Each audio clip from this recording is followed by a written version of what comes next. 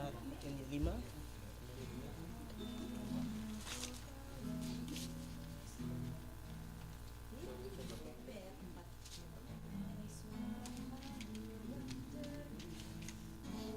Dari Delta.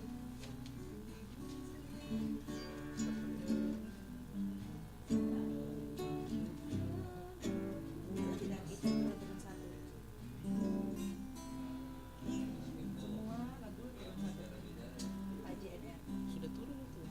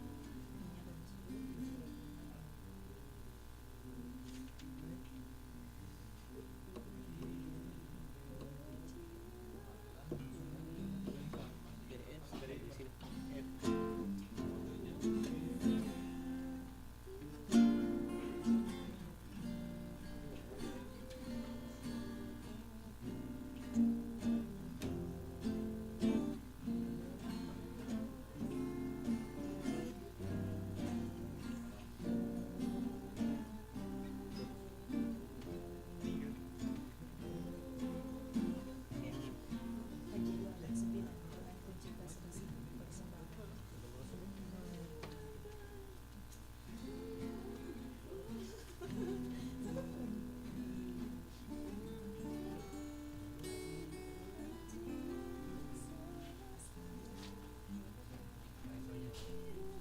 Oh itu kah kayak dari istri.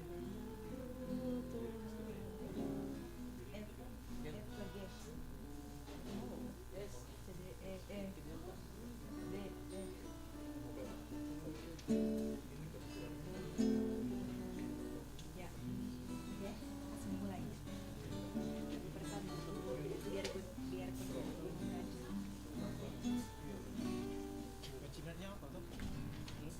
Ada dasar PC. Kebuka PC. Hah? Kebuka PC. Bedanya apa? Itu string. Kebuka. Ini loh nih. Ya.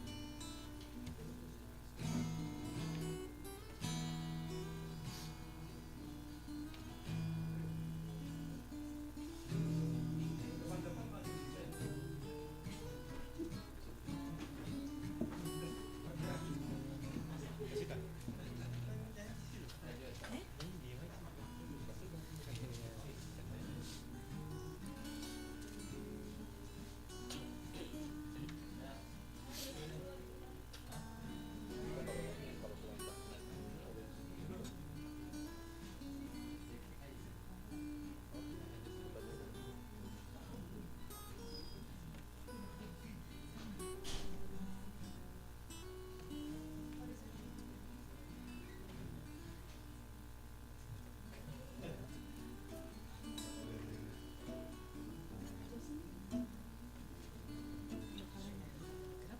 Kayaknya nggak tahu dari itu langsung digajikan 25 tukar toh di rumah tapi ini.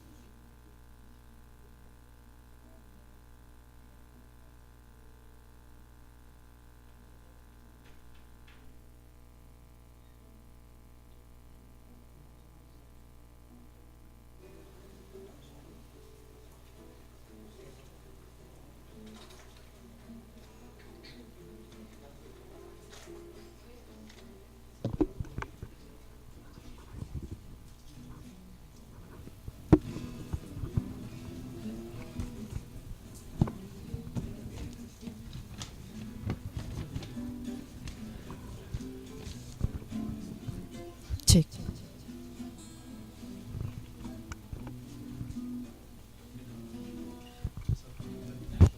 Memang tidak ada keluar tuh.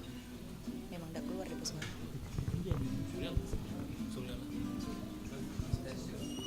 Cek.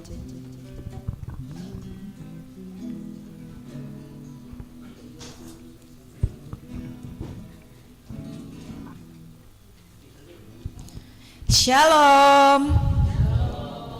Aduh, terlalu loyo. Sekali lagi ya. Shalom. Oke, teman-teman apa kabar malam hari ini? Tidak terdengar luar biasa. Sekali lagi, apa kabar malam ini? Luar biasa. Oke, itu baru lumayan terdengar luar biasa. Di sini saya lihat masih di belakang ada berapa orang? Reta dengan Kerin. Oh, oke. Bolehkah yang di bagian belakang agak ke depan karena masih ada yang kosong di samping Kak Doli sama Ola masih ada yang kosong. Di samping Kananda juga masih ada. Di samping Kak Justin juga masih ada yang kosong. Oh, di samping Colin. Mari Reta, Kerin, Kak Insos. Di samping Colin. Oh, ada 2 di depan sini ya. Di sini juga bisa di samping Ola sama Kak Doli.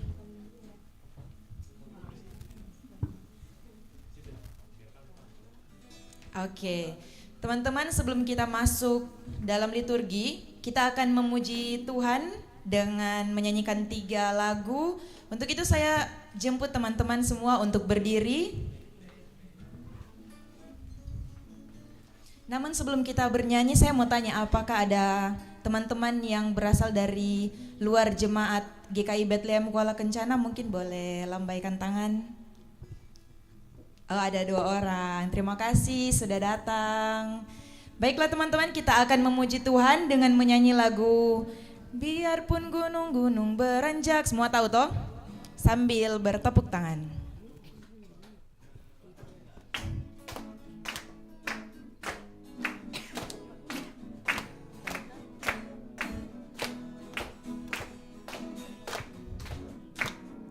Biarpun gunung-gunung beranjak dan segala bukit bergoyang,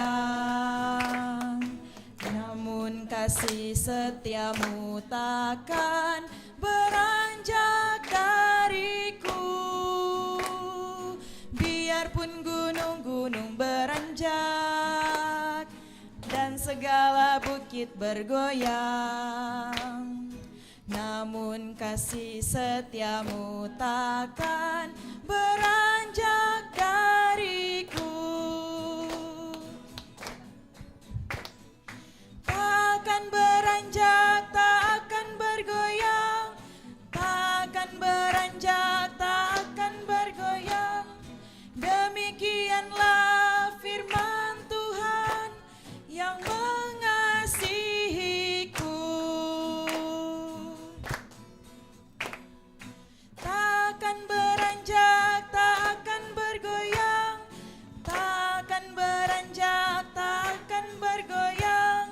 Demikianlah firman Tuhan yang mengasihiku. Oke, terlihat teman-teman tidak menguasai lagu. Kita lanjut ke lagu yang kedua. Mudah-mudahan yang lain bisa ya. Setinggi-tingginya langit, bisa toh? Kandre, apa bisa dibantu dengan lirik di depan? Setinggi-tingginya langit, bisa toh? Itu pada gerakannya kah, Kak Doli? Ada. Oke, Kak Doli temani saya di depan, Kak, pakai dia punya gerakan. Oh, oke, tidak apa-apa, kita kayaknya banyak yang tahu juga. Setinggi-tingginya langit, di musik siap? Oke.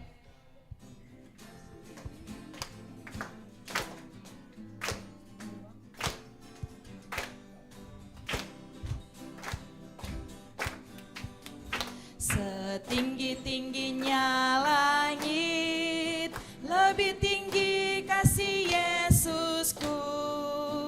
Sedalam-dalam lautan, lebih dalam kasih Yesusku. Seindah-indah pelangi, lebih indah kasih Yesusku. Kasih Yesus, oh kasih Yesus, mengalahkan segalanya. Kasih Yesus, oh kasih Yesus, mengalahkan segalanya. Setinggi-tingginya langit, lebih tinggi kasih Yesusku. Sedalam-dalam lautan, lebih dalam kasih Yesusku. Seindah-indah pelangi,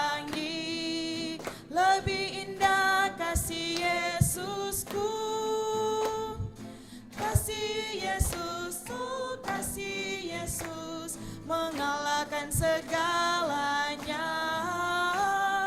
Kasih Yesus, oh kasih Yesus, mengalahkan segalanya.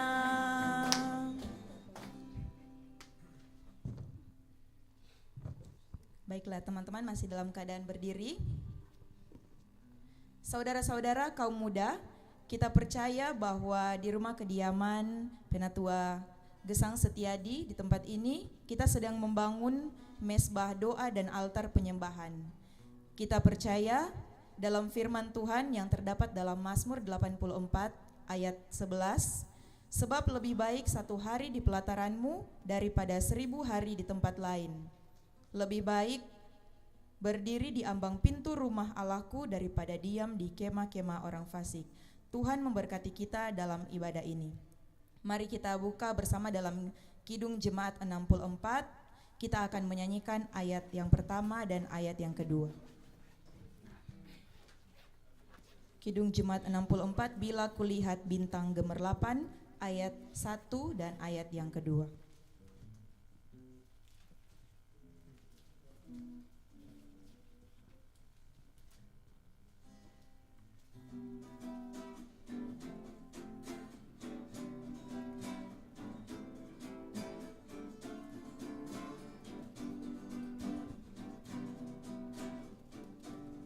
Bila kulihat bintang gemerlapan dan bunyi guru riuh ku dengar, ya Tuhanku tak putus aku heran melihat ciptaanmu yang besar.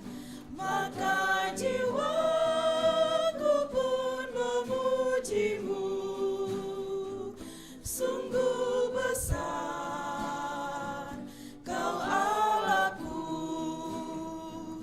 Maka jiwaku pun memujimu,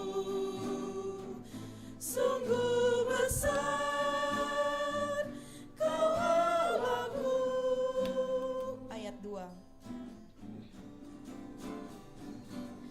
Ya Tuhanku, apabila ku renungkan pemberian-Mu dalam penebus,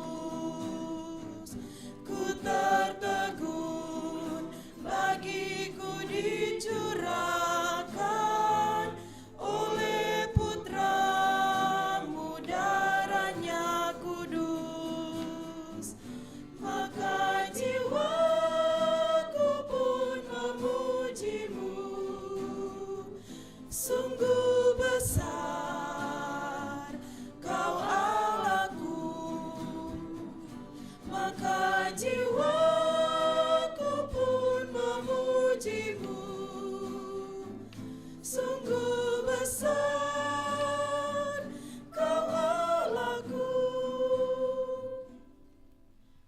Pertolongan kepada kita dalam ibadah PAM saat ini adalah nama Tuhan yang menciptakan langit dan bumi dan yang tidak meninggalkan kita dalam kasih Kristus Yesus. Amin. Turunlah atas saudara-saudari anugerah dan sejahtera dari Allah Bapa dan Tuhan Yesus Kristus. Dipersilakan duduk kembali.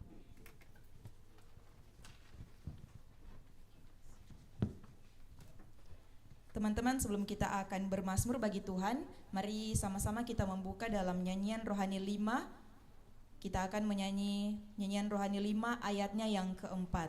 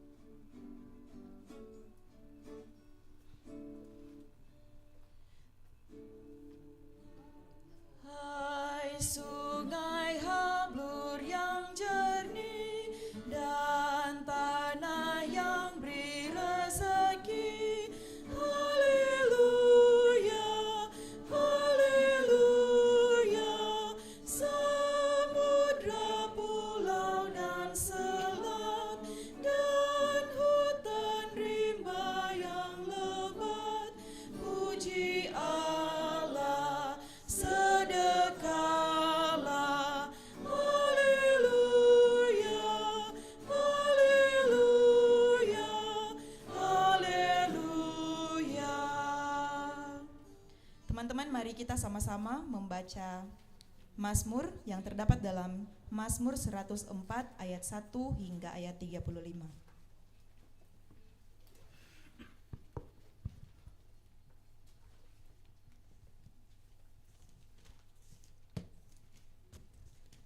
Sekali lagi kita akan membaca dalam Mazmur 104 ayat 1 hingga ayatnya yang ke-35. Teman-teman yang membawa Alkitab terjemahan baru edisi yang pertama akan membaca ayat yang berangka ganjil, sedangkan teman-teman yang membawa Alkitab terjemahan baru edisi yang kedua akan membaca ayat yang berangka genap. Dengan perikop pembacaan, kebesaran Tuhan dalam segala ciptaannya. Silakan teman-teman yang terjemahan baru 1, 3. Pujilah Tuhan, hai jiwaku, Tuhan Allahku, Engkau sangat besar, Engkau yang berpakaian keagungan dan semarak. Berselimutkan terang seperti kain, Engkau membentangkan langit seperti tenda. Yang mendirikan kamar-kamar hotelmu di air, yang menjadikan awan-awan sebagai kendaraanmu, yang bergerak di atas sayap angin. Engkau membuat angin sebagai suruhan-suruhanmu, dan api yang menyala sebagai pelayan-pelayanmu. Yang Engkau mendasarkan bumi di atas tumpuannya, sehingga takkan goyang untuk seterusnya dan selamanya. Samudra dalam menyelubunginya seperti pakaian, air telah naik melampaui gunung-gunung. Terhadap hatimu air itu menegakkan diri, lari kebingungan terhadap suara gunung. Naik gunung, turun lembah ke tempat yang Kau tetapkan bagi mereka. Batas Kau tentukan, takkan mereka lewati, takkan kembali mereka menyelubungi bumi. Engkau membuat mata air membual di lembah-lembah, batang air mengalir di antara gunung-gunung. Memberi minum segala binatang di padang, memuaskan haus keledai-keledai hutan. Di dekatnya bertengger burung-burung di udara, berkicau dari antara daun-daunan. Engkau yang memberi minum gunung-gunung dari kamar-kamar lotengmu, bumi kenyang dari buah pekerjaanmu. Engkau menumbuhkan rumput bagi hewan dan tumbuh-tumbuhan untuk diusahakan manusia, untuk menghasilkan makanan dari dalam tanah. Dan anggur yang mengungkapkan hati manusia, yang membuat muka berseri karena minyak, dan makanan yang menyegarkan hati manusia. Pohon-pohon Tuhan menjadi kenyang, pohon-pohon aras di Libanon yang ditanamnya. Di mana burung-burung bersarang, burung kampung yang rumahnya pohon-pohon sarang. Gunung-gunung tinggi menjadi tempat kambing hutan, bukit-bukit batu menjadi tempat perlindungan bagi pelanduk. Engkau yang telah membuat bulan menjadi penentu waktu, matahari yang tahu akan saat terbenamnya. Apabila Engkau mendatangkan gelap, maka hari pun menjadi malam. Ketika itulah mulai berkeliaran segala binatang hutan. Singa-singa muda mengaum-ngaum akan angkasa dan menuntut makanan dari awan. Apabila matahari terbit, berkumpullah semuanya dan berbaring di tempat perteduhannya. Manusia pun keluarlah ke pekerjaannya dan keusahanya sampai petang. Betapa banyaknya perbuatanmu ya Tuhan, segalanya Kau jadikan dengan hikmat, bumi penuh dengan ciptaanmu. Lihatlah laut itu, besar dan luas wilayahnya. Di situ bergerak, tidak terbilang banyaknya, binatang-binatang yang kecil dan besar. Di situ kapal-kapal berlayar dan lewiatan yang telah Kau bentuk bermain di dalamnya. Semuanya menantikan Engkau, supaya diberikan makanan pada waktunya. Apabila Engkau memberikannya, mereka mengumpulkannya. Apabila Engkau membuka tanganmu, mereka kenyang dengan segala yang baik. Apabila Engkau menyembunyikan wajahmu, mereka terkejut. Apabila Engkau mengambil roh mereka, mereka mati binasa dan kembali menjadi debu. Apabila Engkau mengirim roh-Mu, mereka tercipta, dan Engkau membarui muka bumi. Biarlah kemuliaan Tuhan tetap untuk selama-lamanya. Biarlah Tuhan bersukacita karena perbuatan-perbuatannya. Dia yang memandang bumi sehingga bergetar, yang menyentuh gunung-gunung sehingga berasap. Aku hendak bernyanyi bagi Tuhan selama aku hidup. Aku hendak bermazmur bagi Allahku selagi aku ada. Biarlah untuk hati sekenaran kepadanya. Aku hendak bersuka cita karena Tuhan. Biarlah habis orang-orang berdosa dari bumi, dan biarlah orang-orang fasik tidak ada lagi. Pujilah Tuhan, hai jiwaku. Haleluya. Kita mengaminkan pembacaan Mazmur yang telah kita baca tadi dengan membuka bersama dari nyanyian rohani 10 ayat 1, Pujilah Tuhanmu Raja yang Maha Mulia.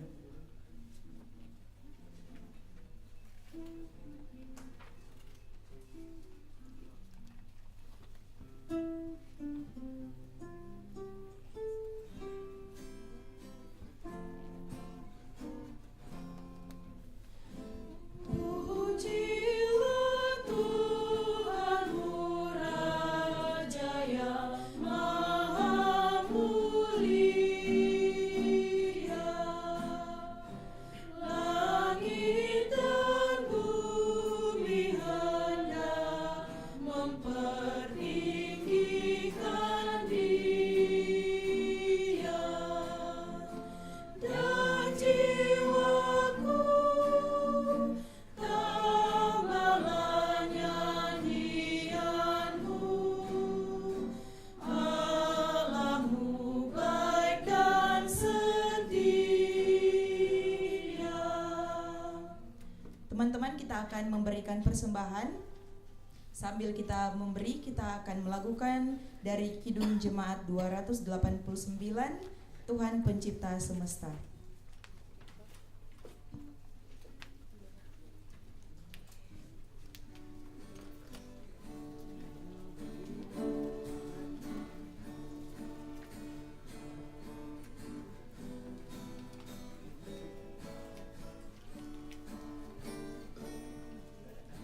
Tuhan Pencipta semesta, Kaulah yang Maha Mulia. Sungguh besar karunia yang Kau beri.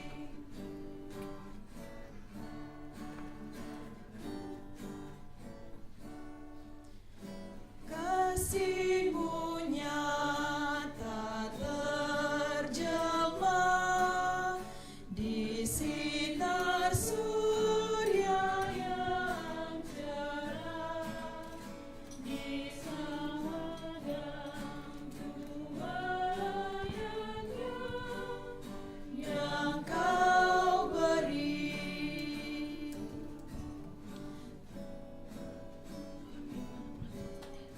Puji syukur terimalah atas berkat anugerah di rumah yang sejahtera yang Kau beri.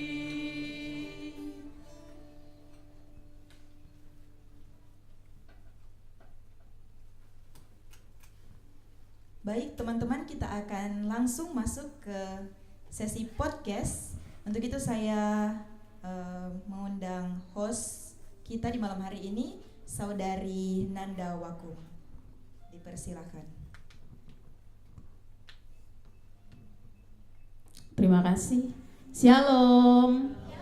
Sekali lagi shalom. Ya, baik teman-teman, sebelum kita masuk dengan sesi podcast kita, mari kita satu dalam doa.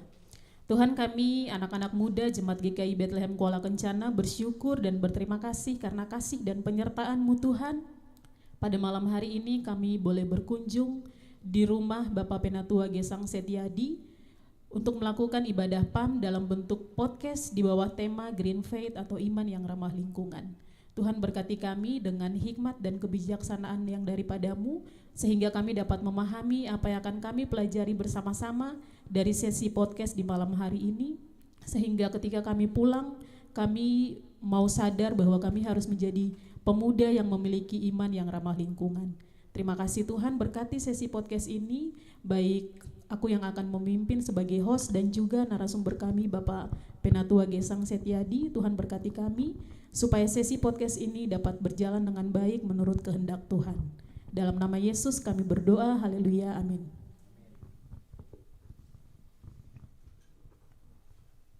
Ya baik, sekali lagi shalom untuk teman-teman muda yang luar biasa.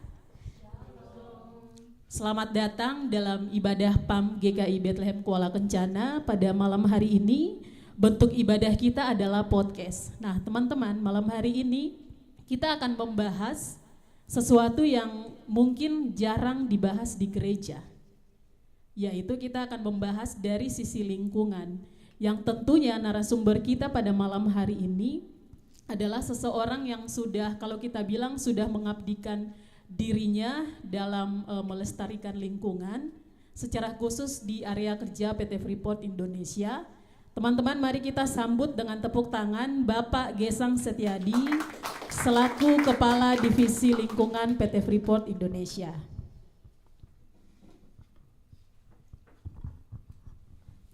Ya, baik, selamat datang. Ini teman-teman dari PAM Marana Pengharapan ya. Iya, selamat datang. Ya, baik teman-teman. Jadi malam hari ini tema kita di sesi podcast kali ini adalah Green Faith atau iman yang ramah lingkungan. Nah, sebelumnya kami mau menyampaikan terima kasih kepada Pak Gesang. Terima kasih karena telah bersedia menerima kami berkunjung, sekaligus bersedia untuk menjadi narasumber dalam sesi podcast pada malam hari ini. Nah teman-teman, sejujurnya saya cukup penasaran dengan perjalanan karir dari Pak Gesang. Nah kalau saya tidak salah, saya tuh bergabung dengan Freeport di tahun 2018. Pada saat itu posisi Pak Gesang sudah menjadi Kepala Divisi Lingkungan. Benar Pak, dari 2018. Nah untuk itu langsung saja pada malam hari ini kita mau sama-sama menanyakan bagaimana perjalanan karir dari Pak Gesang. Apakah semenjak bergabung di PTFI, Pak Gesang langsung bergabung di divisi Enviro, dan sudah berapa lama bekerja di divisi lingkungan dan berapa lama menjadi Kepala Divisi Lingkungan? Silahkan Pak. Oke. Selamat malam. Shalom. Apa kabar hari ini? Mungkin sebelum saya mulai, saya mengajak rekan-rekan Persekutuan Anggota Muda untuk tetap mendoakan proses evakuasi yang sekarang sedang berlangsung. Kita doakan tim rescue yang bekerja siang dan malam untuk berusaha supaya kita bisa menyelamatkan 7 orang yang sampai saat ini masih hilang. Kemudian juga kita berdoa buat keluarga ya. Sebagian besar keluarga udah ada di Tembagapura. Baik, menyangkut pertanyaan tadi, saya masuk Freeport tahun 98. Saya lulus kuliah tahun 96, kemudian saya sempat bekerja di World Wide Fund for Nature. Waktu itu ada proyek di Nabire, jadi saya tinggal di Nabire 2,5 tahun, menangani proyek di Taman Nasional Laut Teluk Cendrawasih. Waktu itu belum menjadi Taman Nasional. Kemudian saya melakukan riset untuk mengidentifikasi potensi kekayaan dari Taman Nasional Laut Teluk Cendrawasih. Kemudian 98 saya bergabung dengan Freeport. Awalnya sebetulnya agak malas-malasan ya, karena saya di interview, ada teman saya yang menawarkan pekerjaan ke sini, saya datang ke sini.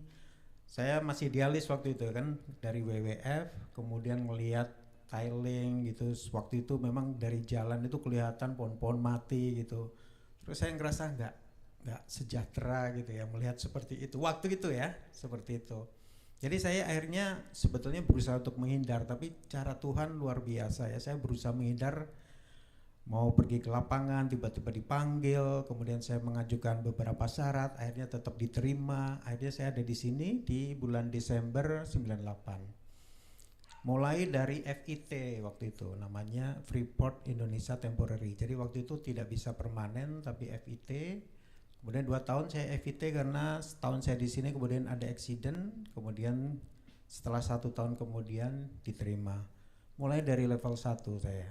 Kemudian pelan-pelan naik level 2, kemudian ada penggabungan level 2 ke level 1, kemudian naik lagi level 2, level 3, level 4, level 5 tahun 2011.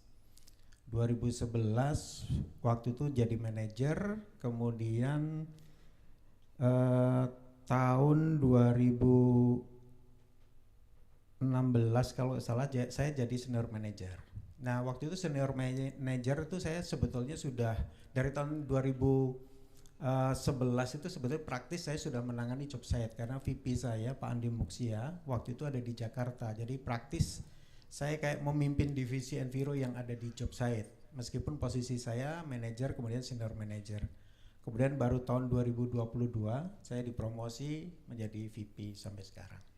Jadi secara total saya sudah bekerja 27 tahun. Jadi sudah lama dan kalau ditambah di WWF 2,5 tahun jadi 30 tahun saya ada di Papua dan lebih dari setengah umur saya ada di Papua. Jadi Papua ini sudah seperti rumah buat saya.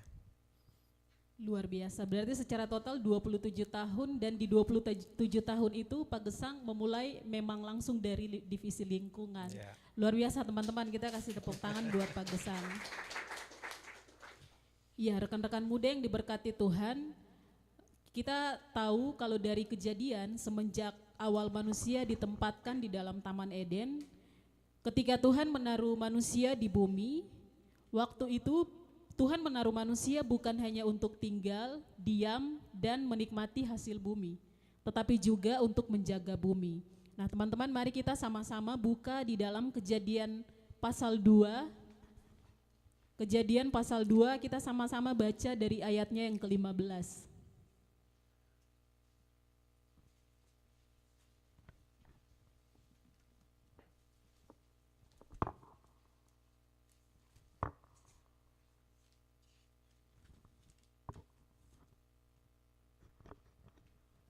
Oke, kalau sudah dapat kita baca bersama-sama 1, 2, 3. Tuhan Allah mengambil manusia itu dan menempatkannya dalam Taman Eden untuk mengusahakan dan memelihara taman itu. Ya, baik teman-teman, berarti sudah sangat jelas bahwa sejak awal manusia diciptakan dan ditempatkan di dalam Taman Eden, pada waktu itu Tuhan sudah memberikan perintah bahwa manusia harus mengusahakan dan memelihara taman itu, bukan untuk membinasakan dan menghancurkan. Ya, baik teman-teman, tadi Pak Gesang sudah menjelaskan bahwa Pak Gesang sudah bekerja selama 27 tahun di PT Freeport Indonesia dan perjalanan karirnya juga dimulai di divisi lingkungan. Nah sekarang kita ingin bertanya, apakah latar belakang pendidikan Pak Gesang memang ada hubungannya dengan lingkungan? Kemudian apakah Pak Gesang itu pernah terpikirkan bahwa pekerjaan yang saat ini ditekuni yang berhubungan dengan lingkungan ini merupakan panggilan Tuhan untuk hidup Bapak? Atau hal ini hanya ya sudah memang saya diterima di divisi lingkungan jadi saya jalani saja, seperti itu? Ya, sejak saya kecil sebetulnya saya sudah dekat dengan alam ya. Saya besar di kota kecil di Wonosobo. Ada yang pernah ke Wonosobo? Belum ada ya. Itu dekat Dieng, dekat pegunungan Dieng. Jadi itu daerahnya dingin, kemudian berbukit-bukit, banyak sungai. Jadi dari kecil tuh saya sudah suka dengan air. Katanya kalau bintangnya Pisces itu suka dengan air, tapi jangan percaya masalah perbintangan. Tapi kebetulan saja saya suka dengan air dari kecil ya. Kemudian waktu SD itu, nggak tahu belum pada lahir ya. Dulu itu di TVRI itu ada acara Jacques Cousteau namanya. Jadi ekspedisi di laut gitu ya. Jadi meneliti terumbu karang, lihat ikan-ikan dan sebagainya. Terus saya tuh waktu itu pengen sekali kerja seperti itu. Melihat ikan, meneliti ikan, punya tim peneliti, melakukan penelitian. Nah, kemudian SMA juga dekat dengan pencinta alam. Kemudian saya kuliah itu di ilmu kelautan. Dulu namanya ilmu dan teknologi kelautan, tapi begitu masuk, dulu waktu di selebarannya itu namanya teknik kelautan. Begitu masuk ilmu dan teknologi kelautan, nggak lama kemudian berubah jadi ilmu kelautan. Tapi malah saya bersyukur karena kalau ke teknik lingkungan, teknik kelautan itu kan lebih ke konstruksi, perkapalan dan sebagainya. Tapi ini berbicara masalah ekologi. Nah, saya mencintai sekali itu kuliah di ilmu kelautan. Kemudian saya pernah menjadi ketua MDC, Marine Diving Club. Jadi di sana ada klub selam, saya pernah jadi ketua. Banyak kegiatan penelitian yang saya ikuti, saya enjoy sekali gitu ya. Dengan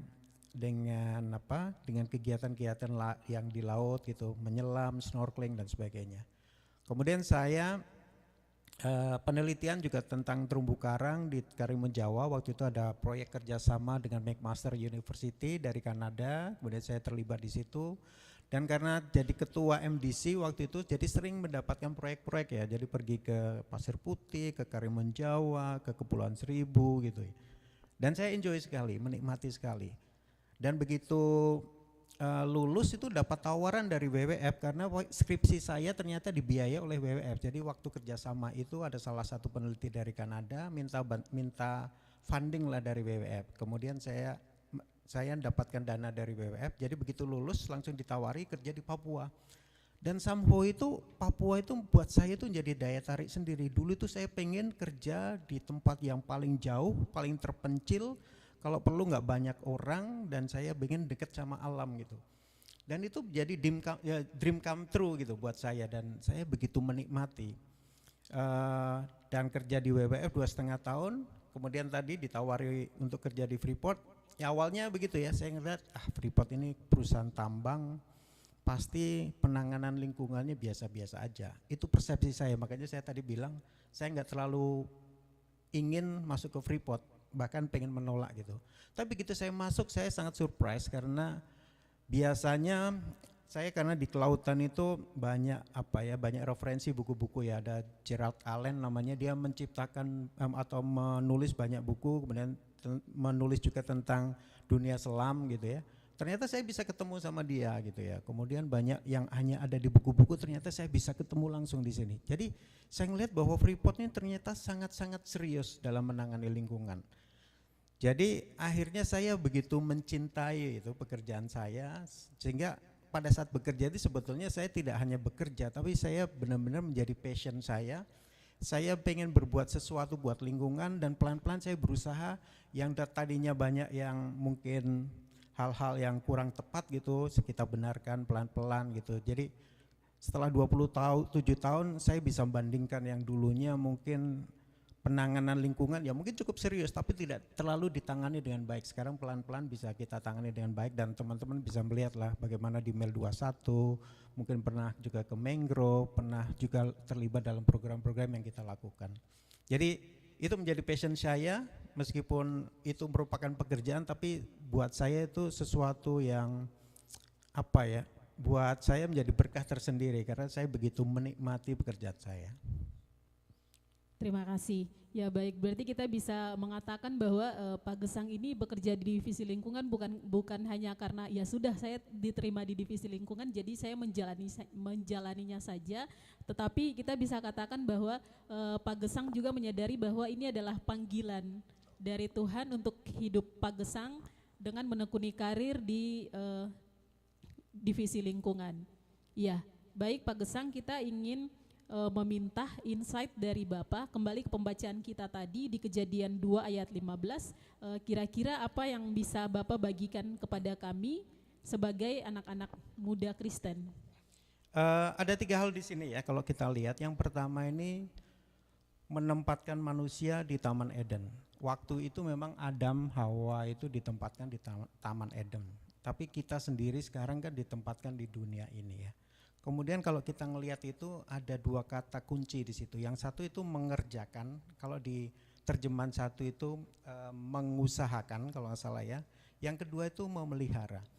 Nah kalau kita ikuti khotbah-khotbah 2 minggu terakhir ini kan tentang tanah ya.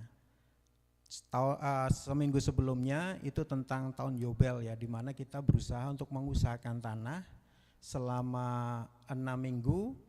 Kemudian 6 tahun, kemudian di tahun ke-7 itu kita beristirahat. Tapi di tahun ke-6 Tuhan itu memberikan berkat supaya bisa digunakan selama 3 tahun. Jadi pada saat kita tidak mengusahakan tanah, itu kita tetap diberkati oleh Tuhan.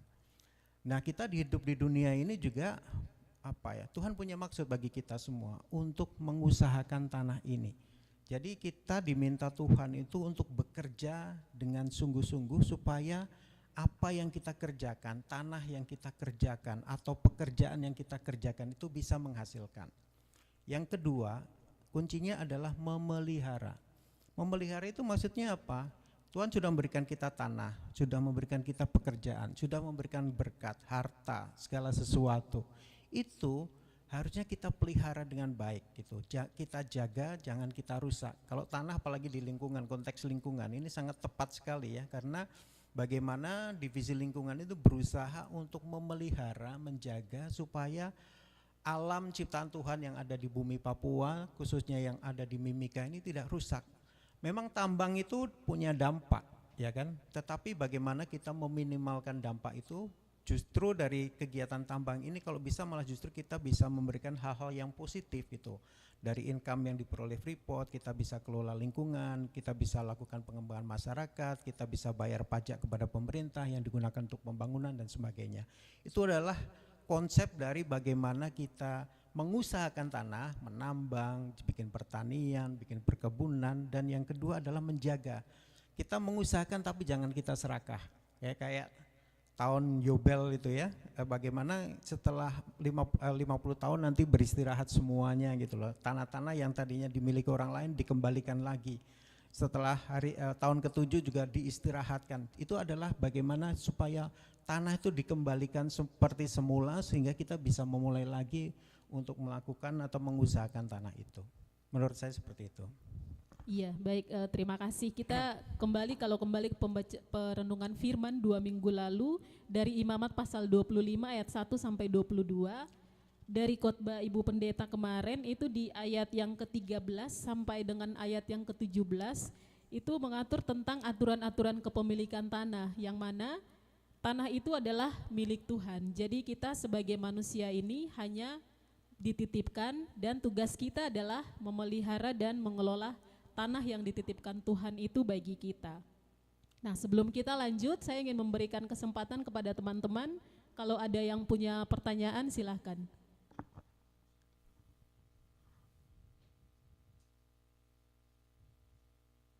Ada?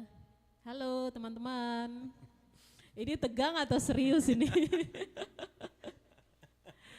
Ada yang mau bertanya, mari silahkan Pak Guru. Iya, Kakak Jas minta tolong mic-nya. Ya, selamat malam.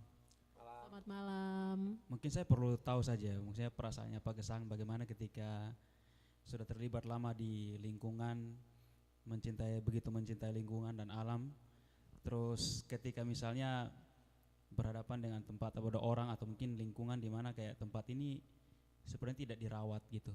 Itu respon Pak Gesang terhadap orang-orang yang mungkin tidak merawat lingkungan atau melihat lingkungan yang tidak dirawat seperti itu bagaimana? Terima kasih. Terima kasih Pak Guru nih, pertanyaan yang bagus. Itulah sebetulnya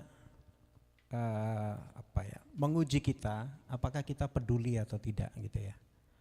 Makanya saya tuh selalu minta teman-teman tim saya itu untuk hari lingkungan itu kita nggak usah di area perusahaan ya. Kalau di perusahaan ini sudah ada bulan K3 nasional, kemudian juga ada HUT RI, ada juga Natal, ada Lebaran, semuanya dipusatkan di job site. Nah, saya sengaja untuk memindahkan hari lingkungan ke Timika itu supaya kita bisa mensosialisasikan tentang program-program lingkungan dan meningkatkan awareness terkait lingkungan gitu ya. Sehingga kalau mereka kita libatkan, otomatis mereka bisa lebih sadar terhadap lingkungan. Kemudian juga kita terus punya program-program lingkungan yang menyangkut masyarakat, yang melibatkan masyarakat. Kita punya Alam Lestari, kalau nggak salah sekarang sudah angkatan ke-17 atau 18. Jadi setiap tahun kita undang SMP untuk mewakilkan 2 orang ya, laki-laki dan perempuan. Kemudian kita didik dari bulan September sampai bulan Mei Mereka belajar tentang pemahaman lingkungan, tentang kampanye lingkungan, tentang public speaking. Kemudian di sekolah juga mereka harus punya program lingkungan gitu, yang kemudian nantinya akan dinilai menjadi Pangeran Alam dan Putri Lestari. Kemudian juga ada kita work with public, work with community, ada program-program semacam itu. Memang kita berusaha untuk terus meningkatkan kesadaran masyarakat yang ada di sekitar kita. Kemudian kita juga menginisiasi juga sering program Clean City ya. Kemarin juga PAM terima kasih sudah berpartisipasi dalam program Clean City di Kuala Kencana. Itulah yang bisa kita lakukan, mengajak ya. Dan kalau ketemu dengan Dinas Lingkungan Hidup, yang saya lakukan biasanya terus mengajak mereka untuk membuat program-program untuk kebersihan dan sebagainya ya. Jadi mungkin kita sebagai anggota muda ini kita perlu tidak hanya berkeluh kesah, tetapi kita perlu melakukan action. Hal-hal kecil yang nantinya bisa kita lakukan ya kita lakukan. Mungkin begitu Pak Guru ya. Iya, terima kasih Pak Guru. Ya teman-teman, jadi kita boleh katakan bahwa iman kita itu bukan soal hubungan kita dengan Tuhan saja, tetapi bagaimana hubungan kita dengan lingkungan yang adalah ciptaan Tuhan, termasuk kita juga adalah ciptaan Tuhan. Nah, tapi sayangnya teman-teman, banyak orang Kristen mungkin termasuk kita juga merasa bahwa kalau bicara soal lingkungan itu bukan tanggung jawab kita. Tapi kalau yang berbicara soal lingkungan itu urusannya para aktivis atau para anggota kelompok-kelompok pencinta lingkungan. Padahal sebenarnya kita juga menjaga lingkungan itu bagian dari iman kekristenan kita juga. Nah, mari teman-teman kita buka di dalam Kolose pasal 1 ayatnya yang ke-20.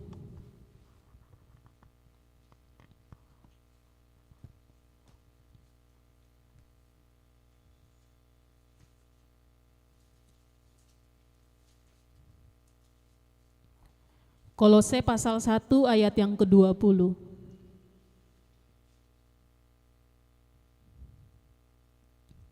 Baik teman-teman, kalau sudah mendapatkannya mari kita baca secara bersama-sama 1, 2, 3.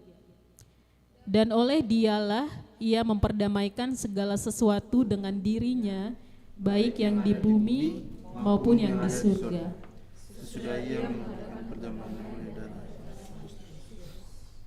Iya, teman-teman, jadi faktanya adalah Tuhan Yesus itu datang bukan hanya untuk menebus manusia saja, tetapi juga untuk memperdamaikan kita dengan seluruh ciptaannya, termasuk lingkungan yang juga adalah ciptaan Tuhan.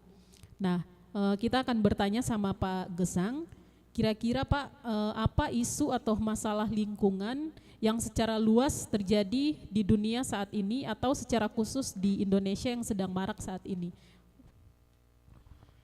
Ya, kalau kita bicara masalah lingkungan, sebetulnya kita lihat sehari-hari adalah penanganan sampah ya. Kita itu di Indonesia memproduksi sampah kira-kira 9 sampai 11 juta ton. Itu sampah plastik saja. Jadi jumlahnya sangat besar dan 30% itu berakhir di laut. Makanya kita banyak program untuk kampanye mengurangi sampah plastik. Kita pernah mengurangi penggunaan botol aqua sebanyak 4 juta. Jadi kalau dijajar-jajar itu 200 kilo, itu berdiri, dijajar-jajar panjangnya 200 kilo. Itu yang kita kurangi.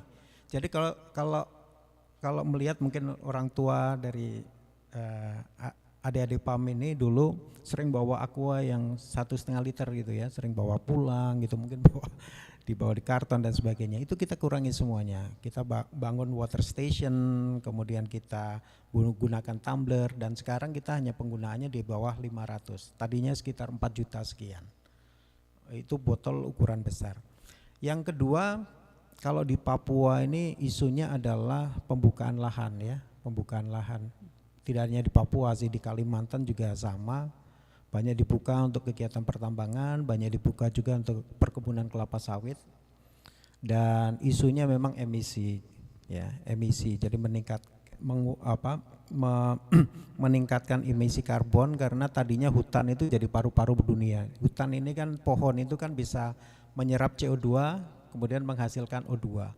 Kalau CO2-nya tidak diserap oleh pohon-pohon, otomatis nanti di udara ini semakin banyak. Kemudian pada saat sinar matahari masuk, kemudian mantul lagi, dia terperangkap. Jadi suhunya jadi semakin panas. Ini yang sekarang jadi concern di dunia adalah terkait peningkatan emisi karbon. Kemudian ada juga masalah polusi ya, polusi udara.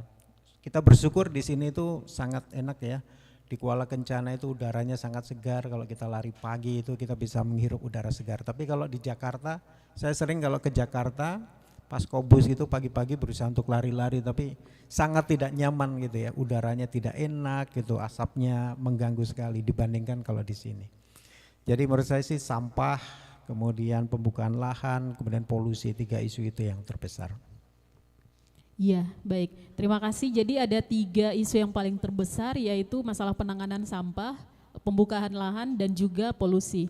Nah, sekarang menurut pengalaman Pak Gesang yang sudah bekerja cukup lama di dunia lingkungan, kira-kira apa pengalaman yang bisa Bapak bagikan kepada kami sebagai anak-anak muda untuk mendorong kami agar bisa berpartisipasi dalam menangani isu lingkungan yang tadi Bapak sudah sampaikan? Sebetulnya banyak hal-hal yang kita bisa lakukan ya, dan hal-hal itu kecil saja. Misalnya saja listrik ini. Listrik ini kan energi. Apalagi kalau energinya tidak ramah lingkungan ya, menggunakan diesel, kita pakai batu bara. Meskipun Freeport lagi berusaha untuk mengganti batu bara ini menjadi LNG di tahun 2027 ya. Jadi kalau kita nggak gunakan listrik ya matikan saja. Misalnya kalau kita tidur daripada listrik menyala, mendingan kan kita matikan saja. Atau pada saat mungkin kita sudah bekerja di kantor gitu, kita matikan lampu pada saat kita tidak ada di kantor. Dulu awal-awal saya bekerja di Kuala Kencana itu kalau malam itu lampunya selalu menyala. Tapi sekarang kita lihat ya, karena kita kampanye terus gitu ya, menyadarkan karyawan terus, akhirnya sekarang kita bisa lihat OB1, OB2 kalau malam itu pasti gelap ya. Dulunya itu terang, mungkin perhatikan kalau kecil di sini ya. Kemudian air ya, air kita bisa, air ini kalau di sini memang melimpah. Di sini tuh Timika tuh curah hujan paling tinggi sedunia. Di Mei 50 itu curah hujannya 12,1 meter per tahun. Jadi kalau ditumpuk-tumpuk ada satu pralon gitu ya. Hujan itu diakumulasi itu tingginya 12,1 meter. Dan itu tempat terbasah di dunia. Kita nggak ngalami masalah air ya, tapi di tempat lain itu untuk mendapatkan air bersih itu susah sekali. Apalagi di sini air juga gratis ya. Tapi di tempat lain, apalagi di Afrika ini sumber daya airnya itu susah sekali. Jadi apa yang bisa kita lakukan ya kita hemat lah. Misalnya kalau gosok gigi misalnya, biasanya kita kerannya itu biasakan menyala saja karena airnya gratis saja. Kita biasakan ditutup, kemudian gosok gigi, dibuka lagi. Kemudian kurangilah botol plastik ya. Saya lihat istri saya sudah terlanjur beli aqua botol ya. Tapi biasanya kalau ibadah di sini karena khawatir aja nanti banyak yang datang jadi udah praktis. Biasanya kita ada dispenser situ kalau ibadah PW, PKB atau ibadah keluarga kita nggak pernah itu menyediakan aqua botol gitu. Saya sendiri ngerasa kayak berdosa gitu kalau saya minum dari aqua botol tuh sampai sekarang tuh kayak ngerasa bersalah gitu karena ini berarti saya sudah memproduksi sampah gitu lah. Kan kita punya tumbler apalagi di Kuala Kencana airnya bisa langsung diminum, kita biasakan pakai tumbler. Syukur-syukur kita bisa terlibat di kegiatan-kegiatan lingkungan, bersih sampah. Terus tadi Pak Guru bilang kalau kita ngelihat di sekitar kita banyak sampah ya ambillah kita pungut. Saya pernah ke Vale itu ada slogan bagus ya, Lisa, lihat sampah ambil. Jadi kita nggak hanya suruh orang tolong ambil gitu ya. Tetapi kalau mereka lihat sampah dimanapun mereka pungut kemudian ambil gitu. Mungkin budaya ini yang ingin kita coba gemakan di sini. Saya udah minta teman-teman Bu Grace itu, tolonglah cari slogan di Papua kira-kira yang kira-kira pas seperti itu ya, lihat sampah ambil. Jadi orang juga punya punya kemauan untuk bisa melakukan kontribusi terhadap lingkungan. Jadi nggak usah bicara yang muluk-muluk, tetapi yang mulai dari diri kita saja sendiri. Syukur-syukur kalau kita sudah disiplin, kita bisa mempengaruhi orang lain, itu lebih baik lagi. Iya, terima kasih Pak. Jadi sebenarnya teman-teman kita sudah bisa berpartisipasi dimulai dari hal-hal yang kecil seperti contohnya tadi yang sudah dijelaskan dengan membuang sampah pada tempatnya, dengan mematikan listrik ketika kita tidak gunakan dan mematikan air juga ketika kita tidak gunakan. Itu secara tidak langsung kita sudah berpartisipasi dalam isu-isu lingkungan yang terjadi pada saat ini. Nah, teman-teman sekali lagi sebelum kita lanjut, kalau ada yang ingin bertanya, dipersilahkan.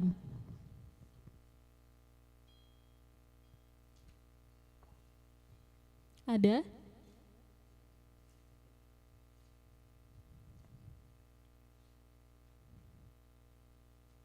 Oke, kalau tidak ada, kita lanjut. Ya, baik teman-teman, secara khusus kita teman-teman yang ada di Kuala Kencana, Jemaat GKI Bethlehem Kuala Kencana ini kita tahu bahwa kita ada di area industri. Nah, kita ada di area industri di wilayah operasional PT Freeport Indonesia. Kalau di area ini yang mengatur masalah lingkungan adalah di divisi lingkungan, yang dalam hal ini Pak Gesang sendiri selaku Kepala Divisi Lingkungan. Nah, malam ini Pak, kami ingin menanyakan secara langsung kepada Bapak, kira-kira yang pertama apa tantangan terbesar dari upaya-upaya pelestarian lingkungan di PT FI, secara khusus tantangan yang ada kaitannya dengan komunitas, termasuk masyarakat dan gereja. Oke. Kalau di Freeport ini isu terbesar mungkin teman-teman udah tahu ya, itu terkait dengan tailing ya. Tailing karena itu masif sekali, jadi kalau kita naik pesawat, mau landing pasti ngelihat hamparan tailing yang sangat luas. Dan itu memang banyak menimbulkan kritik kepada Freeport. Karena Freeport juga menggunakan sungai untuk mengalirkan tailing. Kalau di tambang lain itu tidak ada yang menggunakan sungai, kecuali di Oktedi, di PNG sana. Itu banyak dikritik. Tapi sebetulnya kita sudah melakukan banyak kajian, ada 14 kajian, dari itu bikin pipa, kemudian menempatkan di bawah laut dan sebagainya. Tapi dari semua kajian itu ternyata yang sekarang ini yang paling bagus. Tadi ini saya juga meeting setengah hari dengan ahli-ahli dari seluruh dunia, ada dari Inggris, ada dari Australia, ada dari Amerika, ada dari Kanada. Mereka memberikan rekomendasi-rekomendasi terkait pengelolaan tailing. Nah, memang kalau kita ngelihat tailing ini kategorinya masuk B3, limbah berbahaya dan beracun. Tetapi Freeport sendiri sudah melakukan berbagai uji. Jadi ada uji TCLP, LD50, LC50, subkronik. Semua itu menunjukkan bahwa tailing itu bukan limbah berbahaya dan beracun. Sebagai bukti apa? Masyarakat Kamoro itu sudah 50 tahun mengkonsumsi ikan dari daerah yang terkena pengaruh tailing. Tetapi sampai sekarang kita nggak ngelihat ada orang Kamoro yang cacat atau ada kelainan dan sebagainya.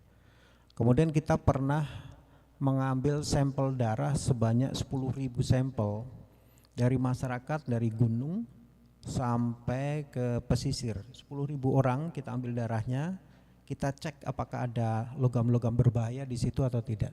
Ternyata tidak ada sama sekali. Ya.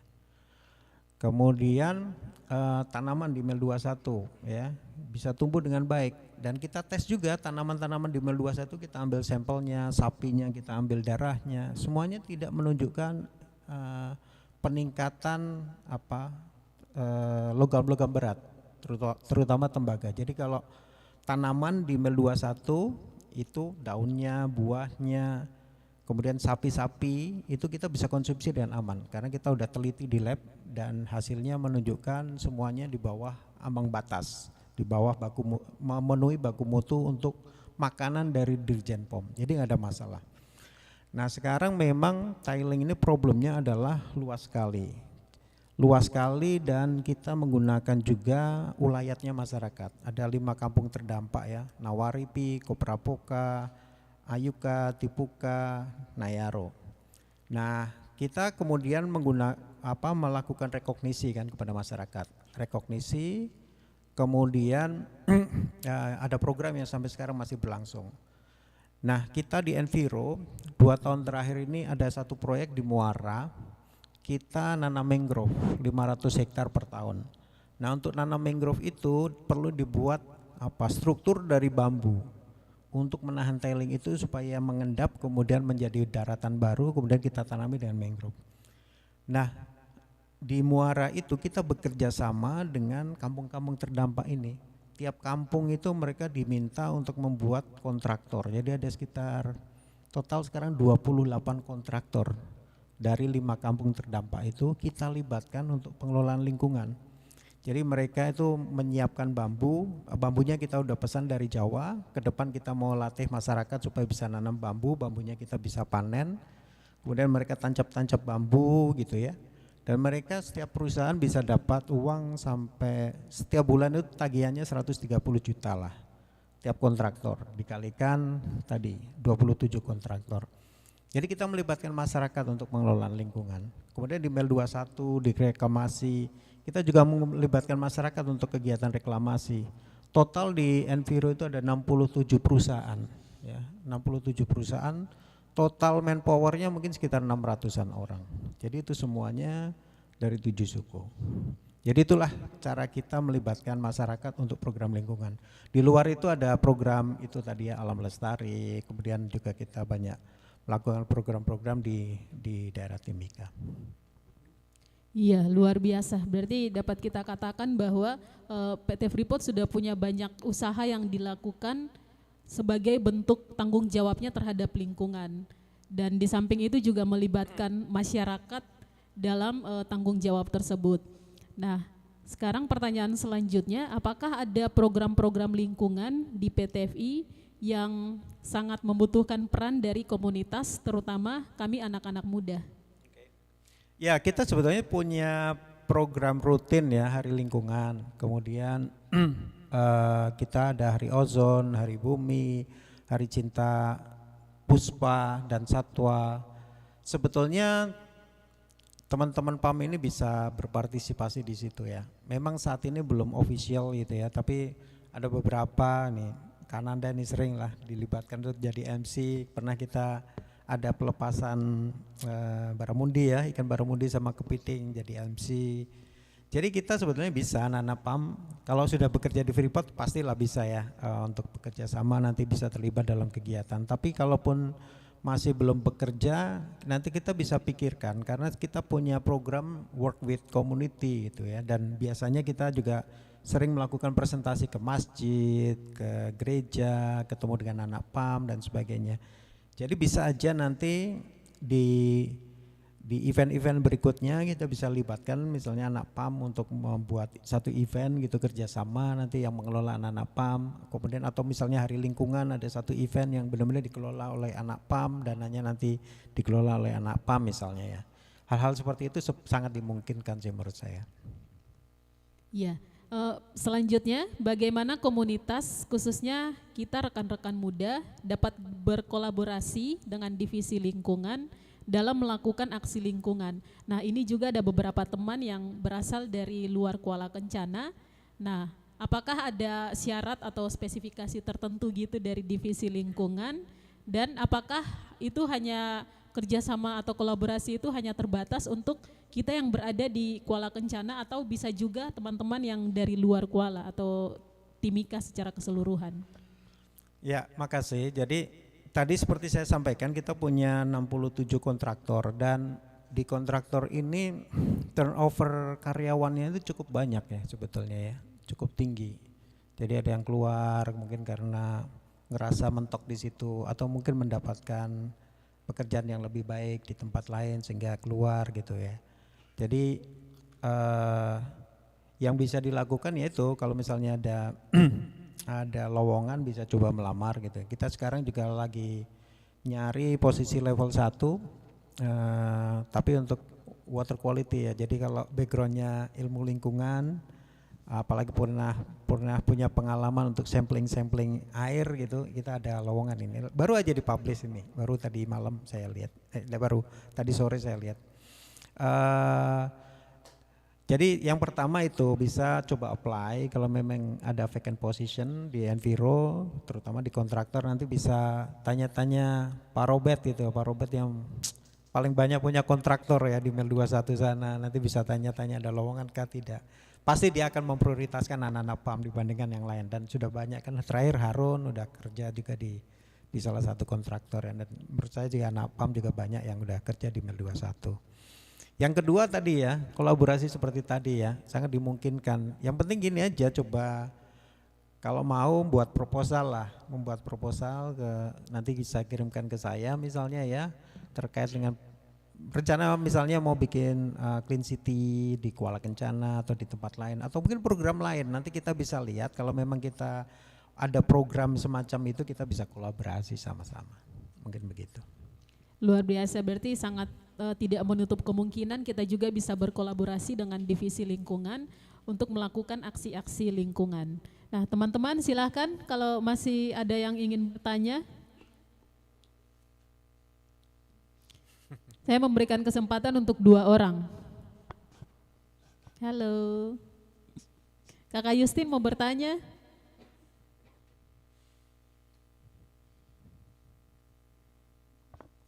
Yang dari sebelah sini 1, dari sini 1, silakan.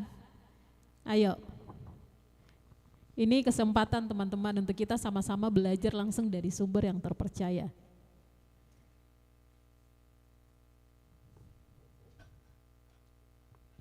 Ada?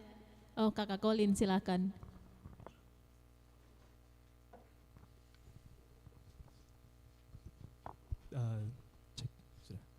Oke, terima kasih waktunya.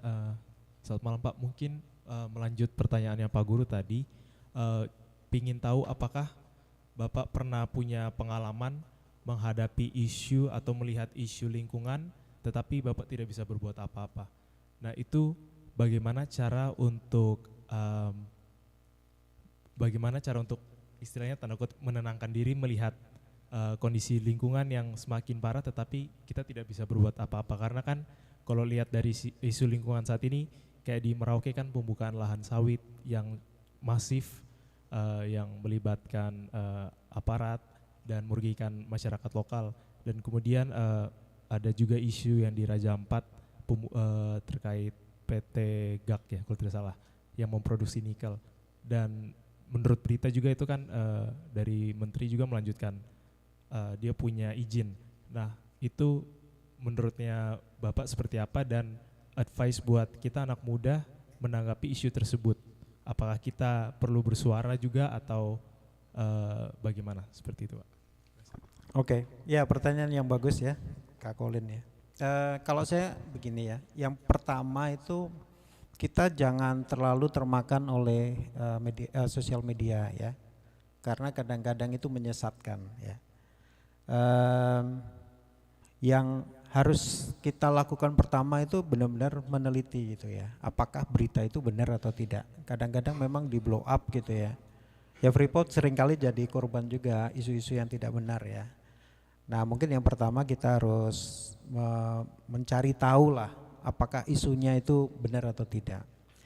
Kalau isunya itu memang benar, ya kita gunakan jalur-jalur yang bisa kita lakukan gitu ya. Sebagai anak-anak muda misalnya kita bisa mengajak, misalnya kalau itu menyangkut kebijakan pemerintah ya kita bisa bersuara lah melalui media sosial kan sekarang, apalagi kalau kita punya follower, kita bilang ini ada kasus seperti ini, gimana teman-teman kita bisa dukung apa atau hal lain gitu ya.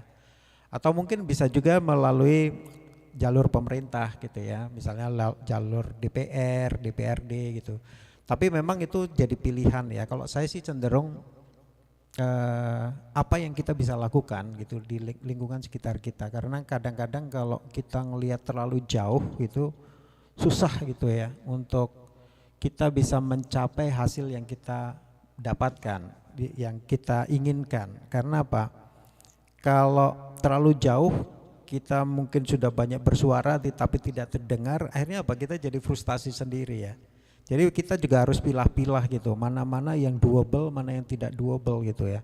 Kalau doable yang ada di sekitar kita, kalau kita bisa lakukan dari diri kita sendiri, kita lakukan. Tapi kalau jauh-jauh situ ya sudah ya, mungkin sebagai orang percaya ya kita doakan aja gitu ya. Tapi itu pilihan ya, pilihan. Jadi kita bisa memilih jalur yang ekstrim gitu ya. Kita bisa bersuara dengan keras, tapi ya kita itu, kalau kita bersuara keras itu kita harus meneliti benar-benar ya, bahwa memang isunya itu benar. Tapi kalau tidak benar ya kita jangan terlalu emosional gitu, sehingga apa yang kita lakukan kadang-kadang malah kontraproduktif gitu, outputnya tidak seperti yang kita harapkan. Begitu ya. Terima kasih. Iya, baik, terima kasih untuk pertanyaan dari Colin dan juga untuk jawaban dari Pak Gesang. Jadi pada intinya kita harus lebih bijak lagi dalam menangani isu-isu yang sedang terjadi. Nah, selanjutnya dari depan kita silakan teman-teman, satu pertanyaan kalau ada.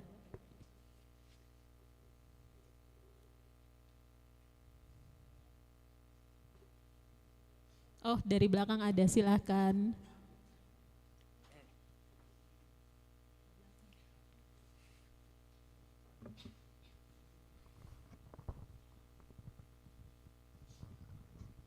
Baik, terima kasih. Perkenalkan saya Yulia dari PAM GKI Pengharapan Pondok Amor. Saya tertarik dan juga saya mengajak teman saya, maaf kami tidak ajak beberapa teman, hanya kami saja. Saya aktivis lingkungan juga di kampus, sama-sama OLA, salah satunya di komunitas Lingkar Mahasiswa Peduli. Ada beberapa program kami juga yang terkait dengan lingkungan, dan hal yang tersulit adalah menyadarkan masyarakat untuk peduli terhadap lingkungan. Bahkan ya seperti yang tadi mungkin Bapak ada sampaikan, bahwa ada beberapa orang yang mengatakan bahwa kalau bisa orang lain yang buat, kenapa kita? Terus kalau kita bikin program, terus sekarang kalau kita tegur, itu ada istilah bahwa tidak ada disediakan tempat sampah di situ juga kok. Oh nanti juga besok pagi juga ada petugas yang bawa. Jadinya ya itu salah satu hal yang paling susah sekali. Lalu yang berikutnya terkait tadi Bapak bilang kalau macam kita mau bahasanya mau gabung untuk berkolaborasi. Ya, berkolaborasi, maaf. Itu salah satunya ya kerja di Freeport atau program-program dari teman-teman PAM Bethlehem. Bagaimana dengan kami yang di luar PAM Bethlehem juga, apakah ada untuk kami juga, karena kami juga sangat tertarik untuk mengikuti hal tersebut. Terima kasih. Oke, terima kasih Kak Yulia. Yang pertama ya, kalau saya prinsipnya gini ya, saya itu punya prinsip, kalau di Alkitab itu Kolose 2 ayat 23 itu jadi prinsip saya. Jadi apapun juga yang kamu lakukan, lakukan dengan penuh kesungguhan hati seperti melakukannya untuk Tuhan. Jadi dari prinsip itu saya cenderung untuk memilih sesuatu yang kita bisa lakukan, sesuatu yang kita bisa kontrol. Tadi mungkin juga sejalan dengan Kak Colin tadi ya. Kalau kita menyadarkan orang bisa kita lakukan, tapi kalau berkali-kali orangnya juga tidak sadar-sadar ya kita tinggalin aja. Ada juga satu pendeta yang bilang kalau misalnya di satu jemaat berusaha untuk menyadarkan jemaat tapi dia juga tetap tidak mau, ya sudah, ngapain kita hanya ngurusi satu orang dari 100 orang gitu, hanya 1%, dan akhirnya kita bisa jadi pusing sendiri gitu, kita frustasi sendiri. Kayak tadi ya, pertanyaan juga, sesuatu yang nggak bisa kita kontrol, kalau itu tidak sesuai dengan ekspektasi kita akan jadi stres. Jadi kalau prinsip saya adalah bagaimana make the world a better world, membuat di sekitar kita menjadi sesuatu yang lebih baik gitu ya, dan itu sesuatu yang bisa kita lakukan sendiri gitu. Jadi prinsip itulah yang perlu kita lakukan dalam memilih apapun juga apapun yang juga pilihan-pilihan yang ada di depan kita untuk kita lakukan. Pilih sesuatu yang bisa kita lakukan. Dalam pekerjaan juga sama, saya memilih kalau misalnya banyak yang dari mudah sampai susah, saya pilih yang mudah tetapi impactnya besar, daripada saya susah dan belum tentu juga saya bisa mencapai itu. Mulai dari hal yang kecil-kecil saja dulu. Karena ada perumpamaan talenta itu, ada yang dapat 1, ada yang 2, ada yang 5, yang 2 dilipat gandakan jadi 4, yang 5 jadi 10, dan tuannya itu bilang, hambaku yang setia, engkau sudah setia pada perkara-perkara kecil, aku akan memberikan kepadamu perkara yang lebih besar. Jadi ini prinsipnya apa? Kita setia dulu coba mama yang hal yang kecil-kecil aja. Kalau kita hal yang kecil tidak setia, hal-hal yang mudah tidak kita lakukan karena kita pengen melih yang besar-besar, bagaimana kita bisa berhasil gitu loh. Kita harus memulai itu dari yang kecil-kecil dulu. Saya tadi cerita tentang karir saya ya, dari level 1 sampai sekarang level 6 gitu, dan itu memulai dari pelan-pelan. Pendidikan juga sama saya nggak puas dengan S1 aja, kemudian dapat S2, puji Tuhan juga menyelesaikan S3 di tahun 2022 gitu loh. Saya mulai dari yang step awal dulu, saya ini bisa lakukan gitu ya. Jadi itu ya, kalau kita merasa bahwa kita melakukan penyadaran lingkungan, orang yang udah nggak peduli, udah kita tinggalkan, kita pilih sesuatu yang kita bisa lakukan yang bisa memberikan dampak. Terus tadi terkait dengan kolaborasi, sebetulnya kita sering menerima proposal ya, tapi yang sering kita approve adalah kerjasama untuk Clean City. Biasanya kalau Clean City itu kita dengan sukarela pasti akan saya support, itu nanti kita berikan alat kebersihan, sarung tangan, kemudian kantong plastik. Kalau konsumsinya tidak terlalu banyak, kita juga bisa provide konsumsinya untuk nanti bisa menjadi penyemangat gitu. Kalau kaos gitu-gitu agak susah karena di Freeport sendiri untuk pesan kaos sekarang agak susah ya. Tapi kalau Clean City gitu-gitu, mau misalnya dari Maranatha mau bikin acara Clean City di seputaran gereja Maranatha, nggak apa-apa, nanti bikin proposal bisa kirimkan ke saya, nanti saya minta tim evaluasi mana-mana yang kita bisa support, kita support. Kita juga ada tempat sampah, pembuatan tempat sampah dari drum bekas, biasanya kita juga distribusikan, kita bisa berikan juga secara gratis. Jadi tidak terbatas di PAM Kuala Kencana, di Bethlehem, tetapi bisa di tempat lain juga. Ya, baik, terima kasih. Jadi rekan-rekan dari PAM Pengharapan sudah sangat jelas bahwa tidak menutup kemungkinan untuk yang lain juga kalau mau berkolaborasi dengan divisi lingkungan, silakan. Jadi tidak hanya terbatas untuk teman-teman yang ada di Kuala Kencana. Ya baik, selanjutnya kalau masih ada satu pertanyaan.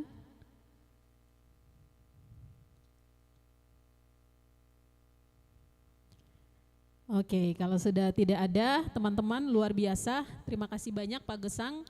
Kita sudah berada di sesi yang terakhir. Jadi di malam hari ini kita sudah sama-sama belajar tentang bagaimana kita menjadi pemuda yang memiliki iman yang ramah lingkungan. Kita kembali tadi ke Kejadian pasal 2 ayatnya yang ke-15. Kita belajar bersama bahwa ketika Tuhan menempatkan manusia dalam Taman Eden, di situ sudah ada mandat atau perintah yang Tuhan berikan kepada manusia. Pada waktu itu mungkin hanya kepada Adam dan Hawa. Tetapi kalau pada saat ini mandat itu juga kepada kita semua. Bahwa kita diperintahkan oleh Tuhan untuk mengusahakan dan memelihara bumi dan segala ciptaannya yang sudah diciptakan oleh Tuhan.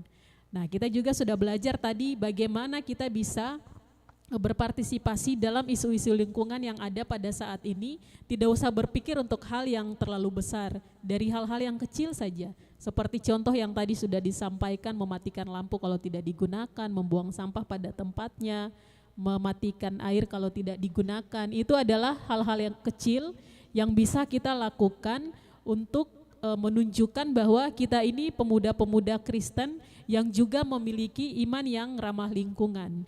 Itu juga sebagai bentuk tanggung jawab kita kepada Tuhan yang sudah memberikan kita alam yang begitu kaya. Nah, kita menjaga lingkungan ini bukan untuk siapa-siapa, untuk kita juga, dan juga untuk generasi kita di masa yang akan datang.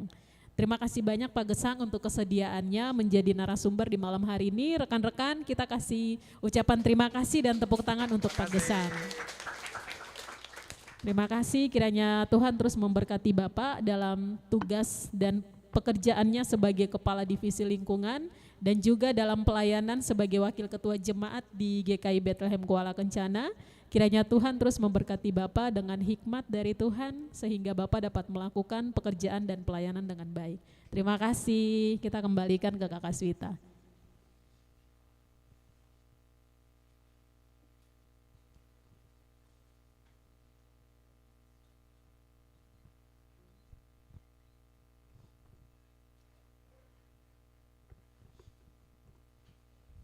Baik teman-teman, kita telah mendengarkan bersama podcast yang telah dipandu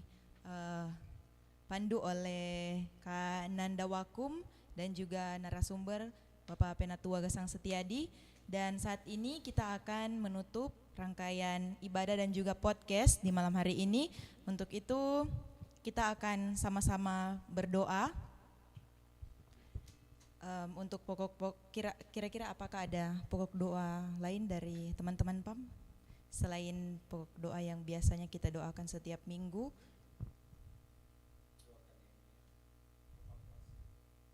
Oh, oke. Ada lagi dari teman-teman yang lain? Tidak ada? Oke. Baiklah teman-teman sekalian, mari kita satu di dalam doa, kita berdoa. Segala puji dan syukur kami panjatkan kehadirat-Mu, ya Allah Bapa kami, yang kami puji dan sembah siang dan malam. Di saat ini ya Bapa, kami mengucapkan terima kasih atas penyertaan tuntunan-Mu untuk nafas hidup yang masih kami rasakan, untuk kesejahteraan yang masih kami rasakan sampai dengan saat ini. Terima kasih untuk segala berkat-Mu, tuntunan-Mu yang telah Engkau anugerahkan kepada masing-masing kami. Ya Bapa dalam kerajaan surga, kami juga mengucap syukur karena Tuhan boleh menuntun jalannya ibadah dan juga podcast PAM di malam hari ini. Terima kasih untuk teman-teman yang sudah datang untuk mendengarkan podcast. Ada yang dari Bethlehem Kuala Kencana, ada juga dari teman-teman GKI Pengharapan Pondok Amor. Kami mengucap syukur untuk teman-teman yang boleh berkumpul bersatu bersama di malam hari ini, yang bukan hanya sekedar mendengar podcast semata, tapi kami juga bersama-sama bersekutu di malam hari ini dalam ibadah di malam hari ini ya Bapa. Ya Bapa dalam kerajaan surga, di saat ini kami mau mendoakan keluarga yang ada di tempat ini, keluarga Penatua Gesang Setiadi. Engkau kiranya memberkati mulai dari Bapak Gesang bersama istri dan juga anak-anak. Tuhan kiranya memberkati keluarga ini agar supaya Engkau selalu bersama-sama dengan mereka dalam setiap tugas, pekerjaan, pelayanan dan juga aktivitas keluarga setiap hari. Anak-anak yang ada di sini maupun yang tidak berada bersama dengan keluarga tempat ini, Tuhan kiranya menyertai dimanapun mereka berada. Ya Bapa dalam kerajaan surga, kami juga mau berdoa untuk Persekutuan Anggota Muda Bethlehem Kuala Kencana, mulai dari BP PAM, sekretaris, wakil, bendahara, seksi-seksi dan seluruh anggota PAM yang ada. Tuhan kiranya memberkati kami semua, kiranya kami dapat selalu bersatu untuk terus setia melayani Engkau. Ya Bapa dalam kerajaan surga, berkati kesehatan setiap anggota PAM. Mungkin ada di antara teman-teman kami yang tidak berkesempatan hadir karena sedang sakit. Tuhan kiranya melawat tubuh mereka agar supaya mereka dapat kembali pulih dan dapat beraktivitas seperti sedia kala. Berkati teman-teman PAM yang sedang menempuh studi, baik yang di Timika, di luar daerah ataupun di luar negeri. Tuhan sertai, memberkati mereka, memberikan mereka hikmat agar supaya mereka dapat diberikan kemampuan untuk menyelesaikan studi mereka. Dan kiranya dimanapun mereka ditempatkan, mereka berada, kiranya mereka bisa membawa terang-Mu ya Bapa. Kami juga mau berdoa untuk teman-teman PAM yang sudah bekerja, kiranya teman-teman PAM yang telah memiliki pekerjaan, mereka dapat bertanggung jawab dan juga yang paling utama takut akan Tuhan. Dan kiranya mereka dapat melakukan segala pekerjaan yang Tuhan anugerahkan kepada mereka dengan segenap hati dan mereka dapat melakukan itu seperti melakukan untuk-Mu saja. Berkati juga ya Bapa teman-teman PAM yang sedang mencari pekerjaan, kiranya Tuhan boleh memberkati mereka, berikan kesehatan, kekuatan, dan juga kiranya mereka dapat terus mempersiapkan diri agar supaya ketika kesempatan itu datang mereka telah siap untuk bekerja. Serta berikan mereka kesabaran serta kemauan untuk terus mengusahakan masa depan mereka. Ya Bapa yang kerajaan surga, kami juga mau berdoa secara khusus untuk proses evakuasi yang sedang berlangsung di GBC Underground. Tuhan kiranya memberkati ketujuh karyawan yang pada saat ini masih dalam proses pencarian. Kami tidak tahu mereka saat ini berada di mana posisinya, tapi kami yakin dan percaya Engkau selalu menyertai mereka, selalu bersama-sama dengan mereka.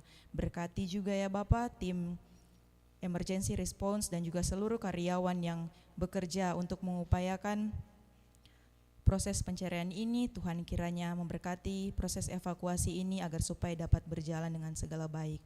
Berikan kepada tim emergency response kesehatan, kemampuan agar supaya mereka dapat terus fokus untuk bekerja, mengusahakan yang terbaik yang mereka bisa, dan tentunya kami memohon kekuatan daripadamu agar supaya mereka dapat melakukan pekerjaan ini dengan sebaik mungkin. Tak lupa juga kami mendoakan untuk keluarga dari ketujuh karyawan. Engkau kiranya bersama-sama dengan mereka, kiranya Tuhan boleh memberikan mereka kekuatan, Tuhan kiranya memberikan mereka pengharapan yang berasal daripadamu kepada istri mereka ataupun mungkin orang tua mereka ataupun mungkin anak-anak mereka. Tuhan kiranya selalu bersama-sama dengan mereka ya Bapa. Kiranya proses ini dapat berlangsung dengan segala baik, dapat dilancarkan, dan kami mengharapkan hasil yang terbaik.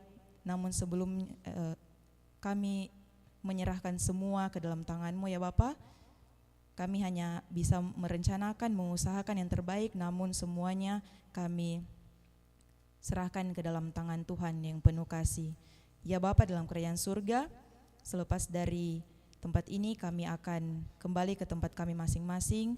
Tuhan kiranya menyertai kami dalam perjalanan agar supaya kami bisa ditibakan di tempat kami, di rumah kami dengan segala selamat. Inilah yang menjadi doa dan permohonan kami kepadamu yang kami alaskan hanya di dalam nama anak-Mu Yesus Kristus yang adalah Tuhan dan Juru Selamat penebus dosa kami. Amin. Teman-teman, saya undang kita semua untuk berdiri dan kita akan menyanyikan Mars Pam.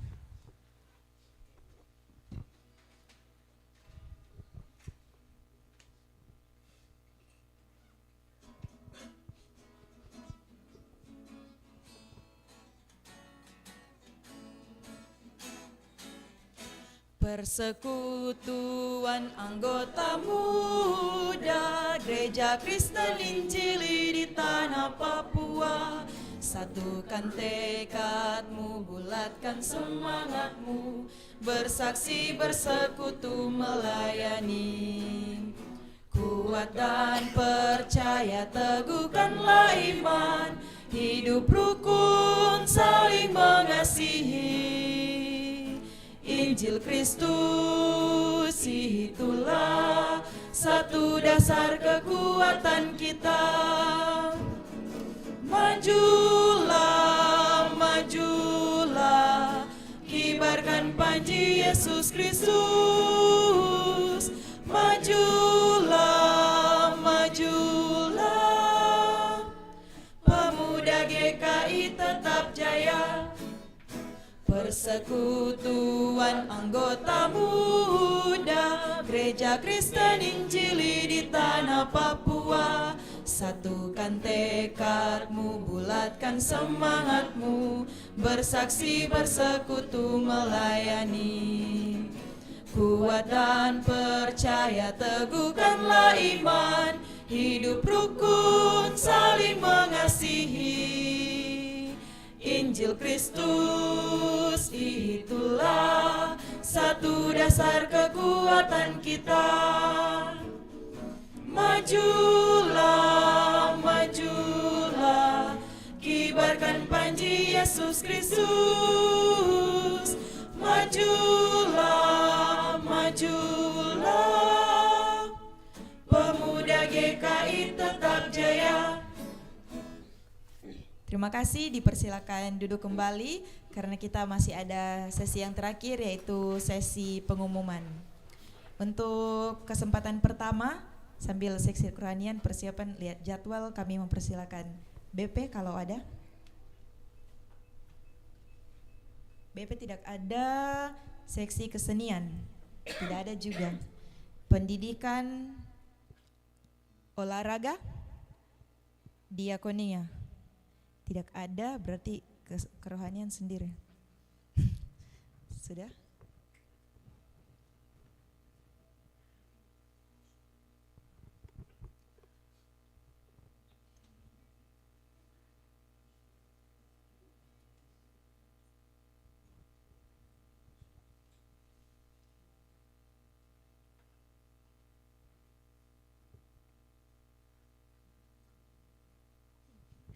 Baik, shalom teman-teman. Ibadah kita hari Rabu depan, kita akan berkunjung di Saudari Amelia Runaki, tanggal 24 September. Kita akan ada dalam bentuk ibadah renungan. Tema kita akan menyesuaikan menorah, dan untuk pelayan firman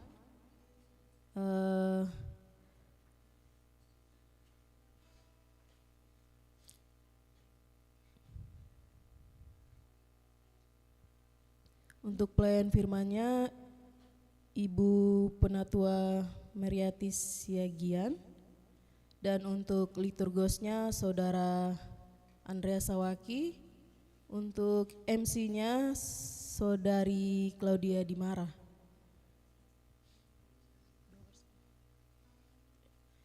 Ya, mungkin itu informasi dari kami seksi kerohanian. Sekian, terima kasih. Waktu dikembalikan. Terima kasih. Dengan demikian kalau sudah tidak ada pengumuman, tidak ada toh? Kalau sudah tidak ada pengumuman, terakhir dari kami dari Panitia Bulan Bina Keluarga mengajak teman-teman sekalian untuk sama-sama bergabung dalam kegiatan Faith and Fun Games yang akan dilaksanakan pada hari Sabtu tanggal 20 September.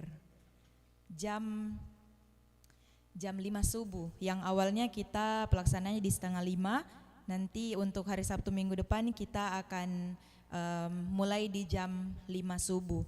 Untuk itu kami mengharapkan kehadiran dari teman-teman PAM, partisipasi teman-teman, walaupun sudah ada yang panitia, Insos, ada Epen, ada Colin, Pak Guru, sudah, dan juga Kak Marta, dan teman-teman yang lain yang sudah biasa hadir, tapi kami juga mengundang teman-teman PAM untuk berpartisipasi dalam kegiatan ini. Jam 5 subuh itu akan dimulai dengan mesbah doa. Jadi di situ kita akan beribadah dan juga ada pokok-pokok doa di dalamnya, sekaligus kita juga akan mendoakan untuk proses evakuasi yang sedang berlangsung di saat ini.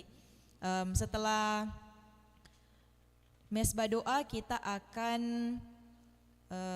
ada kesaksian Jar of Love. Jadi mungkin di antara teman-teman yang sudah tahu kegiatan ini ataupun belum tahu tentang kegiatan Jar of Love yang sudah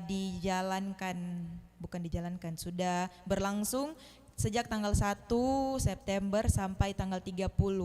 Jadi masing-masing keluarga menyiapkan toples dan juga masing-masing akan menulis di secari kertas ataupun di post-it hal-hal baik yang dilakukan oleh anggota keluarga yang lain, kemudian dimasukkan di toples milik mereka. Setelah kesaksian Jar of Love, sebenarnya olahraga, tapi kita sedang membatasi kegiatan-kegiatan outdoor yang terlalu kesannya terlalu fun, karena mengingat kondisi saat ini, jadi kita fokus di mesbah doanya saja. Setelah itu kita ada sarapan, setelah sarapan kita ada lomba, tapi lombanya di dalam gedung saja, jadi tidak terlalu yang sifatnya fun begitu. Setelah kegiatan Faith and Fun Games ini ada beberapa kegiatan yang lain lagi, ada kegiatan serupa di tanggal 27 di hari Sabtu minggu depannya, dan juga ibadah penutup di tanggal 30 September yang dirangkaikan dengan lomba paduan suara jemaat antar rayon yang mungkin teman-teman juga sudah terlibat. Dan selain itu ada juga kegiatan Family Tree antar rayon. Jadi teman-teman diharapkan juga untuk dapat berpartisipasi, apalagi kan teman-teman masih muda-muda, jadi tenaganya pasti masih full. Untuk membantu Bapak Ibu yang ada di rayonnya masing-masing untuk membuat pohon ini. Syarat dan ketentuannya ataupun petunjuk teknis lombanya sudah diberikan kepada masing-masing koordinator rayon. Nanti masing-masing rayon akan menyesuaikan dengan petunjuk teknis tersebut. Demikian pengumuman dari kami. Jika sudah tidak ada ada dari BP, silakan. Iya, shalom teman-teman. Ada satu pengumuman, ada surat masuk dari Jemaat Pengharapan Timika dalam rangka menyongsong hari ulang tahun PAM GKI Pengharapan Timika yang ke-3 tahun. Pada tanggal 1 November 2025, PAM GKI Pengharapan akan mengadakan Pekan Olahraga dan Seni atau Porseni yang diikuti oleh seluruh persekutuan anggota muda GKI Klasis Mimika, yaitu ada 2 lomba. Yang pertama lomba futsal yang akan dilaksanakan pada tanggal 13 sampai 18 Oktober 2025 bertempat di Sport Center Perumahan Pondok Amor Indah SP3. Dan yang kedua ada lomba Yospan Rohani yang akan dilaksanakan pada tanggal 11 Oktober 2025 di halaman gedung Gereja GKI Pengharapan Timika. Nah, bagi teman-teman PAM GKI Bethlehem Kuala Kencana, kalau yang cowok-cowok mau main futsal dan juga teman-teman mungkin tertarik untuk mengikuti lomba Yospan Rohani, nanti bisa dibicarakan mungkin melalui seksi kesenian dan seksi olahraga. Terima kasih. Terima kasih BP. Teman-teman, terakhir untuk teman-teman yang ikut festival musik gereja, kita sudah berlatih di lagu ke-6 dari 10 lagu. Jadi teman-teman tetap semangat, sisa 4 lagi. Jangan sampai semangat itu kendor karena sisa 4 lagi, karena ini sudah mau masuk bulan Oktober. Tanggal 1 sampai 9 nanti kita akan mengikuti festival ini, jadi semangat. Itu saja, kita akan foto bersama, dipersilakan teman-teman yang berada di belakang sini maju ke depan. Nanti ambilnya kayaknya bagaimana ya Kak Andre? Dari sini ya? Dari depan? Oke, fotonya dari sini. Mari teman-teman yang di bagian belakang, kita merapat ke bagian tengah. Iya, yang di depan. Iya, betul. Yang di depan tetap duduk, nanti yang di bagian belakang berdiri.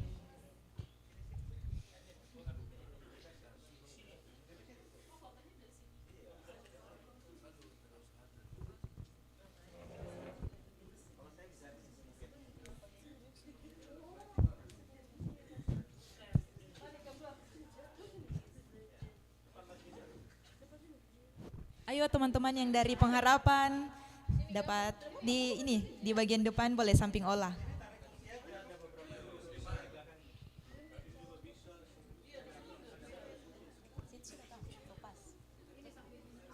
Ayo Kak Andre.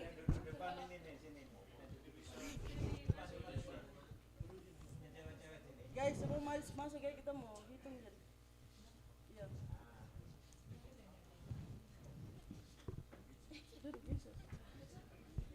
Ada kode anak PAM di mana?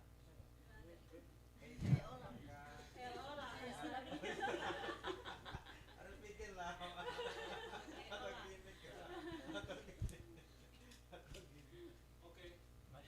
1, 2, 3. Oke, gantinya ya. 1, 2, 3. Sini saya gantian.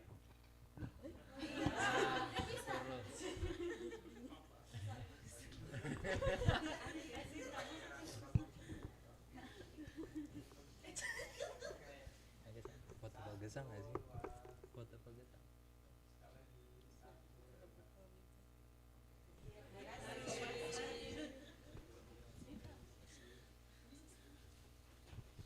Oke teman-teman, dipersilakan duduk kembali. Kita akan memberikan aksi dana. Untuk itu sambil memberi, teman-teman kita menyanyi bersama, hendaklah masing-masing memberikan.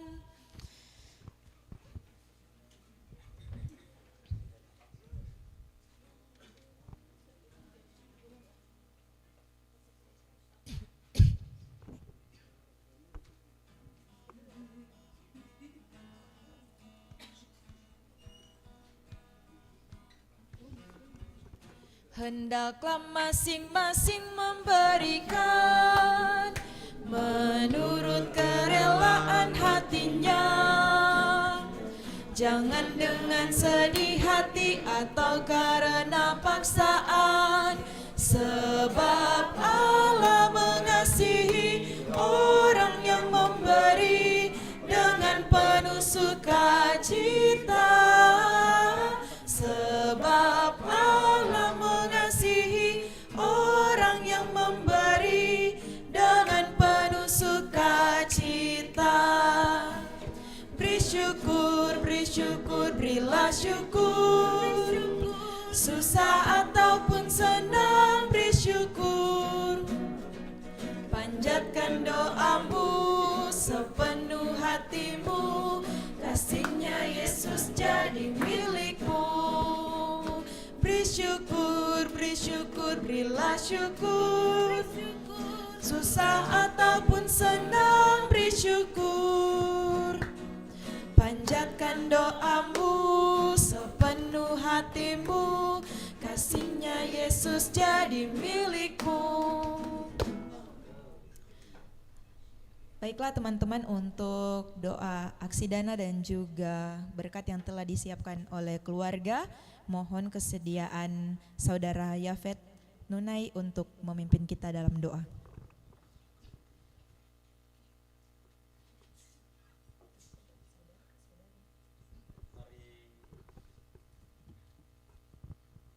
Mari kita berdoa. Bapa dalam surga, kami mengucap syukur untuk kebaikan Tuhan bagi kami. Terima kasih juga untuk podcast malam hari ini kami bisa mendapatkan banyak hal, khususnya ketika kami menjadi anak muda Kristen. Biarlah kami tetap menjadi anak muda yang bukan hanya beriman tapi melakukan iman kami, khususnya menjaga lingkungan yang Tuhan berikan bagi kami dan di mana kami berada saat ini. Kami akan menikmati berkat Tuhan yang sudah disediakan oleh keluarga di sini. Kiranya Tuhan memberkati keluarga yang telah menyediakan ya Tuhan. Dan ajarlah kami, biarlah setelah kami menikmati berkat Tuhan, kami juga menjadi berkat bagi orang lain. Inilah doa dan permohonan kami. Di dalam nama Tuhan Yesus Kristus kami berdoa dan mengucap syukur. Amin.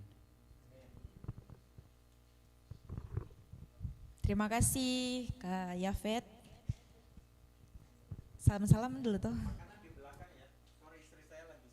Oh oke. Baik teman-teman, silakan melayani diri sendiri di bagian belakang. Teman-teman yang ikut festival, kita latihan di ruang tengah.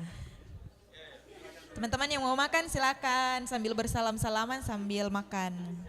Jangan lihat nasi baru kan lupa salam kamu teman lagi.